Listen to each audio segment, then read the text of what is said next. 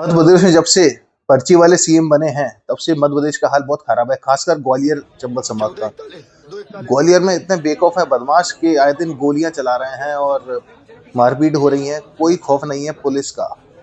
ग्वालियर जैसे इतने बड़े महानगर में प्रमोटी आईपीएस बिठा रखे, चाहे वो एसपी हो चाहे आईजी। और बहुत लंबा कार्यकाल हो गया है, इतिहास में कभी इतना लंबा कार्यकाल प्रमोटी आईपीएस का नहीं हुआ। समझ से परे है कि चल क्या रहा है। ये घटना घटती है, इसमें कोई कपिल यादव बदमाश होता है, उसकी टीम होती है और भी होते हैं, और वो एक उसकी वो जमीन जोत रहे होते हैं उनके गांव में।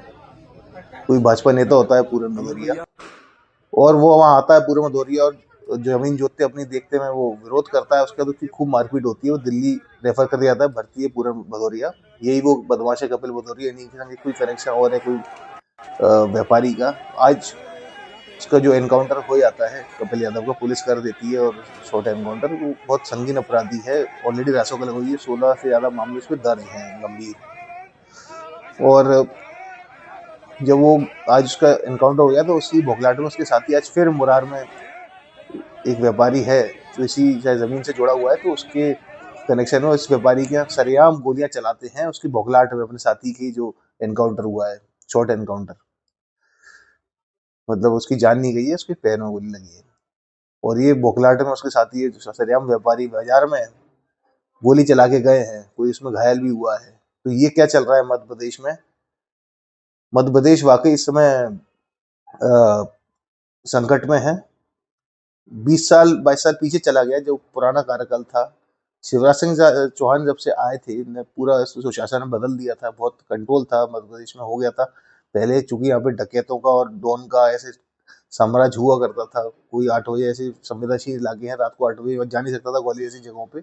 हजीरे ऐसी जगह हुआ करती थी। ग्वालियर से आसपास जो इलाके होते थे, शिवपुरी या ग्वालियर के आउटस्कर्ट में, डकैत कभी भी पुलिस को जो है पकड़ लेते थे। कोई ठेकेदारी कर रहा है या कोई ग्रामीण है, उसको उनको अपहरण करना है या किसी और मकसद से बुरे वो अपहरण कर लेते थे। आप जा नहीं सकते थे ग्वालियर के आसपास, इतना बुरा हाल था। ये सब चीजें बदल चुकी थी शिवराज सिंह चौहान के कार्यकाल में। सब कुछ, डकैत भी खत्म हो गए, गुंडे भी, जातिवाद से बिल्कुल मुक्त हो गया था। दोबारा से ऐसा लग रहा है कि मध्य प्रदेश में और ग्वालियर में खासकर जातिवाद कहीं ना कहीं हावी हो गया है और पुलिस अक्षम है।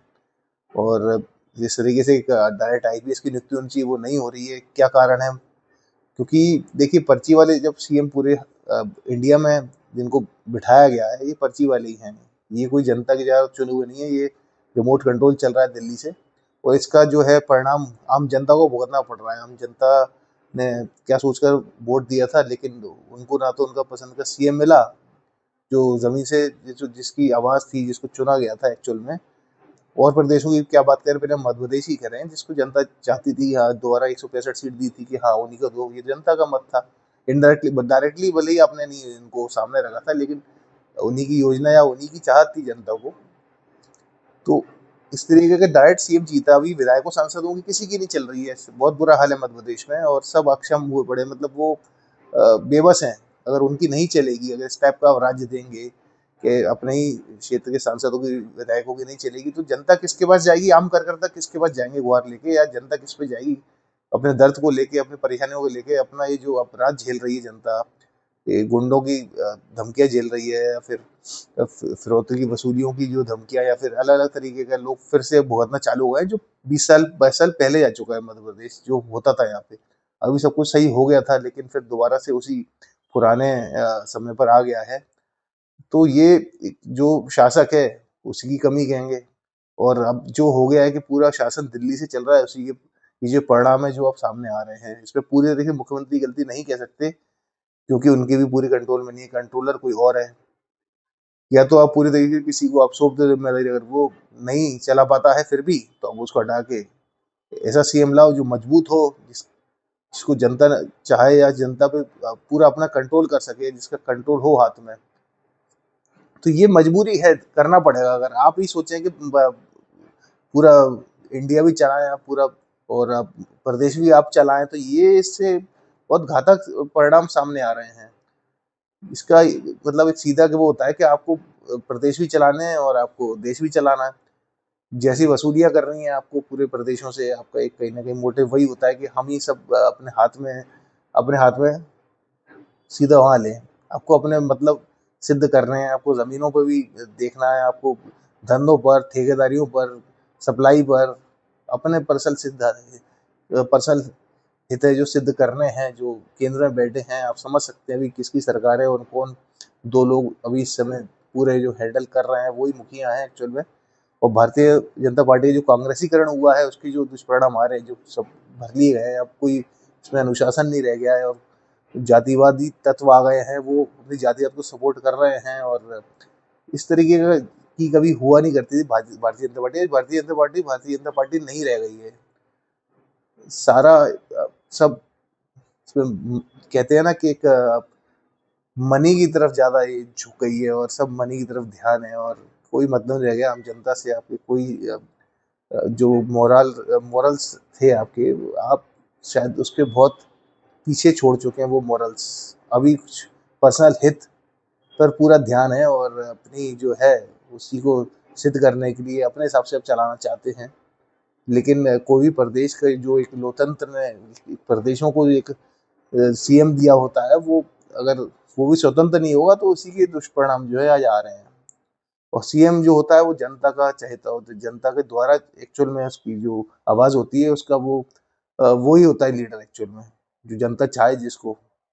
ठीक है, अभी सब हौच पौच हुआ रखा है जो मध्य प्रदेश में की हम बात कर रहे हैं, ऐसे और भी प्रदेशों में हो रखा है। कोई चुनाव हारा हुआ, उत्तराखंड में आपने सीएम बना दिया, उत्तर प्रदेश में चुनाव हारा हुआ, उप मुख्यमंत्री आपने बना दिया।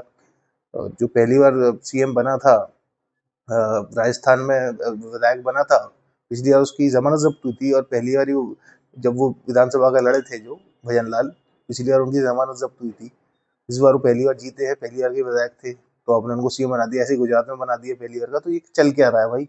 आपको बस अपना रिमोट कंट्रोल आप होंगे और आपको तो बस अपना एक वो चाहिए जो ऑपरेट करे। जैसे अंग्रेज अपने एजेंट रखे थे, आपको ऐसे अपने एजेंट रख दिए। ये इस तरीके के जो अपने रूल या जो अपना चला दिए हैं ना, ये बहुत घातक सिद्ध हो रहे हैं। और ये जो पूरा अपने हाथ में पूरा ले लिया है सब कुछ, और कोई सांसद विधायक जैसा कुछ लोकतंत्र में होता है वो तो अब नजर ही नहीं आ रहा है। ऐसा लग रहा है सब गायब हो चुके हैं। जनता किस पे जाए? जनता क्या दिल्ली जाएगी कि गुजरात जाएगी? कौन करेगा जनता की सुनवाई? जनता ऐसे ही झेलती रहेगी। 10-10 हजार दे के आप जीत सकते हैं, फिर तो जनता कहाँ जाएगी? अगर पैसे से ही आप अकाउंट में डाल 10-10 हजार एक महीना के खाते में 10 हजार, एक घर में अगर 5 महीना है तो 50 हजार आ गए, तो 50 हजार का किसी को भी जाएंगे अकाउंट में या 10 हजार जाएंगे तो वो उसी को वोट देगा, स्वाभाविक है। तो ऐसी नीतियों से तो फिर ना लोकतंत्र बचेगा, ना जनता के जो हित है, जनता के संग बुरा हो रहा है उसकी कौन सुनवाई करेगा? जनता आवाज उठा पाएगी? तो जनता को भी सोचना है कि आपको क्या सोच के वोट दे रहे हैं आप। और इन सब चीजों से अगर आप वोट देंगे तो फिर उसका पूरा इस्तेमाल उस चीज का जो है आपको परिणाम तो भुगतने पड़ेंगे दूसरे तरीके से। जो पार्टी है वो जीतती जाएगी। उनने अच्छे फॉर्मूला अपना लिया है। फिर आप जो जनता के मुद्दे होते हैं उस पर फिर क्या होगा? अब भुगतो, फिर जनता ही भुगतेगी। जनता को सोचना पड़ेगा। आपको अपनी आवाज उठानी है, लोकतंत्र जिंदा रखना है। आप जो भुगत रहे हैं, आपको जो चाहिए रोजगार चाहिए, उसका क्या होगा?